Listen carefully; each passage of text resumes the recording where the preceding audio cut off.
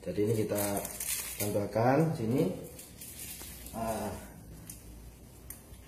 Oke, di sini ada kulkasnya. Jadi nanti di sini ditambahkan di dekatnya adaptor kulkas seperti ini.